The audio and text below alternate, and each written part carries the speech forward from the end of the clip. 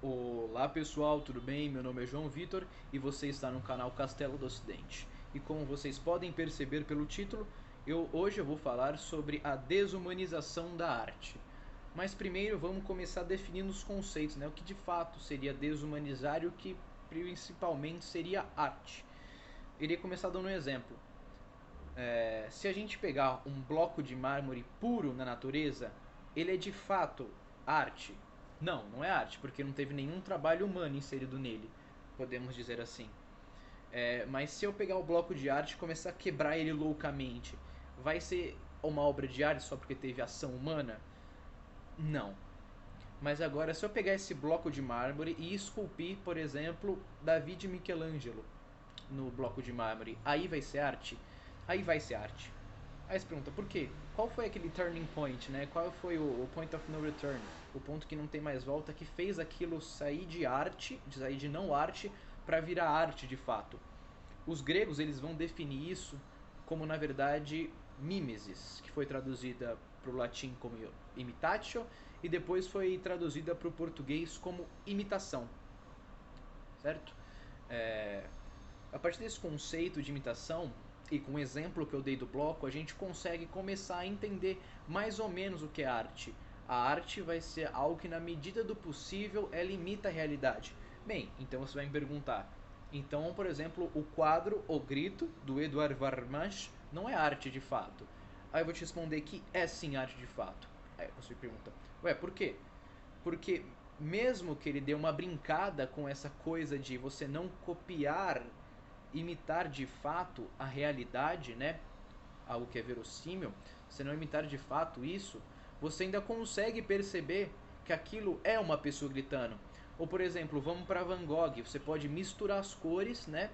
Para dar para um céu uma certa hostilidade, alguns tons específicos de azul mais escuro, para você dar um tom de hostilidade, tempestade. Então você não precisa necessariamente fazer uma coisa perfeita, mas ele tem que ter uma verossimilhança com a realidade. E a gente pode ir um pouco mais para frente. Então, por exemplo, o desenho Dumbo, ele não é arte de fato. E eu vou ter que dizer de novo para você que é arte. Mas por que é arte? Se nenhum elefante tem a possibilidade ou voa. E eu vou te responder que, na verdade, o que acontece é que, por o Dumbo ter aquelas orelhas gigantes, não seria verossímil ele não voar quando ele precisa fugir. Tá me entendendo? Se naquele universo do desenho o Dumbo possui aquela orelha gigante, não seria verossímil não seria verossímil ele se ele não voasse quando ele precisasse escapar de alguma coisa ou quando ele quisesse, certo? Dito isso, estabelecido esse conceito básico de arte como algo mimético da realidade, vamos agora para o conceito de desumanização. Todo ser tem uma natureza, certo? Vamos pegar, por exemplo, uma laranja. Qual que é a natureza da laranja? Bem, ser redondinha, laranja, ter uma casca bonita e, na maioria das vezes, ser doce. Essa é a natureza, né? Se a gente pegar uma laranja pura, sem, sei lá, algum fungo, alguma coisa assim. Isso é a natureza daquela coisa, é ser daquele jeito. E por que desumanização? Você retirar a natureza de fato do homem. Como assim retirar de fato a natureza do homem? Eu já vou. Isso é o que eu vou comentar mais um pouco no final do vídeo, quando eu entrar na parte que eu vou citar o Gustavo Corsão, mas já vamos passar um pouquinho por cima. Quando você retira uma potência do homem, certo? Seja ela de falar, de inteligir as coisas, de ver os objetos, se bem que essa potência também cabe a outros animais, mas em geral, quando você priva o homem de certas potências, você está indo contra a natureza dele. Então, uma arte desumanizada seria uma arte que corta a relação entre uma potência do homem e a realidade, nesse caso que estamos falando de arte. E agora eu quero falar sobre três coisas, consequências e coisas que nos levaram até esse ponto na arte moderna. Bem, o primeiro ponto que eu quero citar é a parte do referencial. Os dois primeiros tópicos que eu vou falar têm a ver com relativismo. Esse primeiro tem a ver com relativismo de basicamente opinião ou de referencial, certo? Na física, a gente tem aquele conceito que dependendo do referencial, o objeto está parado ou está se movendo, certo? Só que na arte não funciona bem assim. Eu estou falando aqui da perspectiva do autor, certo? Não do quadro está de fato se movendo. Só que na arte não funciona assim. Por que não funciona assim? Imaginamos a cena, 3 pessoas.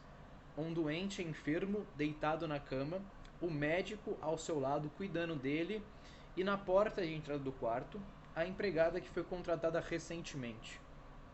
Nessa cena você tem 3 visões diferentes do que de fato está acontecendo. Você tem a visão do homem, da empregada e do médico. A visão do médico é uma visão mais estritamente profissional, não tanto emocional, porque a profissão dele exige isso. A empregada olha de fora a situação meio que só contemplando, não contemplando de um jeito bom, claro, mas só contemplando aquela cena. E o homem, que é o protagonista de fato, que está morrendo, que está sentindo aquela dor aguda, é o que de fato sabe o que está acontecendo, é o que de fato sabe o que está se passando. Então podemos dizer que não é que existe uma opinião certa, mas é que existe uma possibilidade de interpretação mais valiosa que outra, certo? É uma hierarquia. O próprio do sábio, né, como dizia Aristóteles, é ordenar. Então você tem uma hierarquia de coisas, uma hierarquia de visão de mundo. Ou seja, sendo a primeira visão a da pessoa que sente a dor, a do médico e depois da empregada. Todas essas visões têm um valor em si, só que a principal é de quem está sofrendo a ação, né? Quem é o protagonista daquela coisa. E na arte vira a mesma coisa. O autor que tem o domínio sobre a interpretação daquela obra. Você também pode ter sua opinião sobre um quadro, ou uma escultura, ou até mesmo uma obra literária.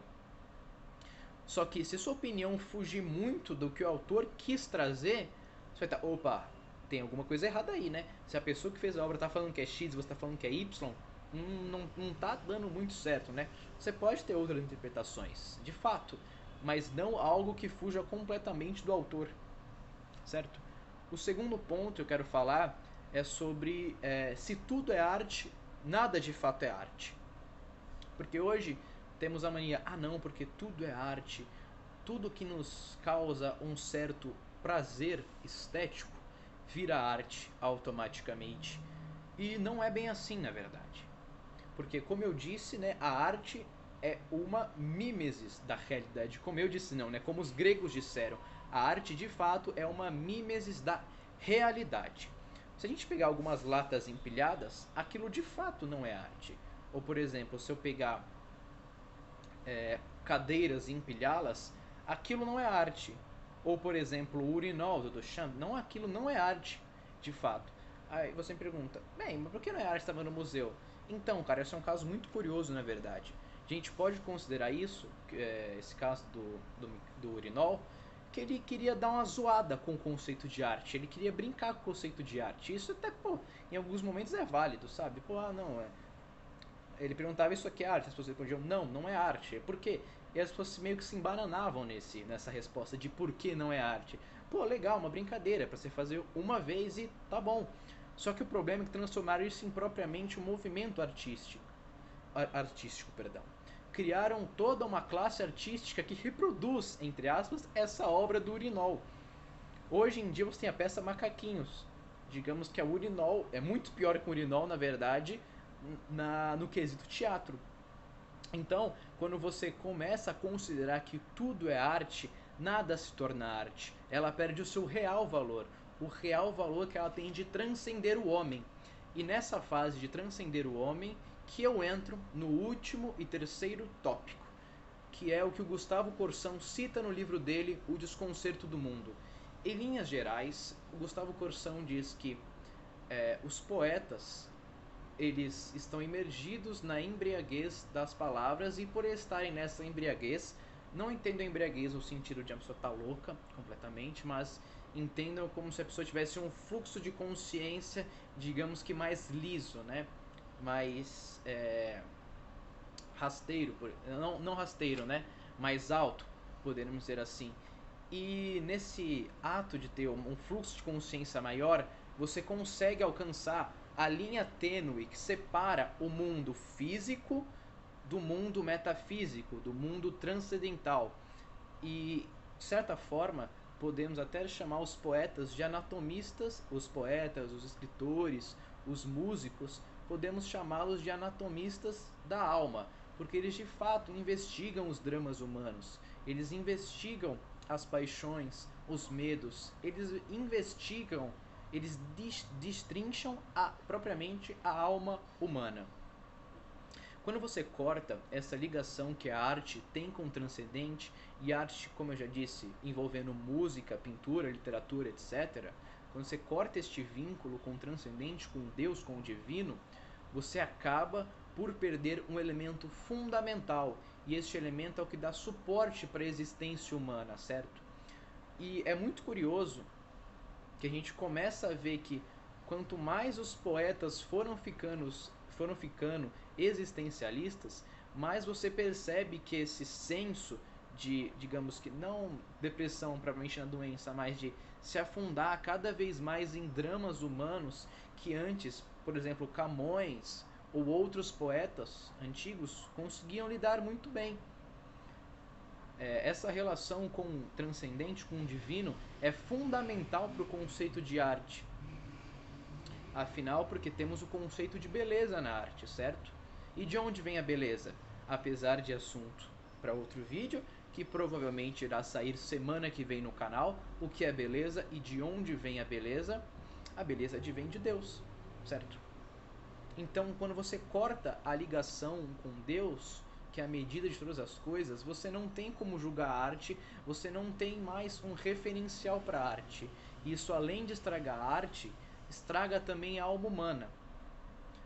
Eu diria, na verdade, até que essa cisão entre o mundo metafísico e o mundo físico de fato na arte, né, esta separação, cisão, ela causa uma das piores doenças.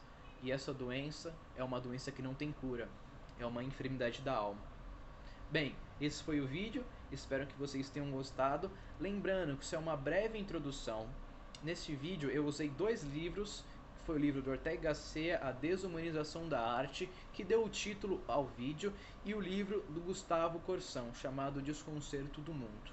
Espero que vocês tenham gostado, é isso, um abraço, até mais.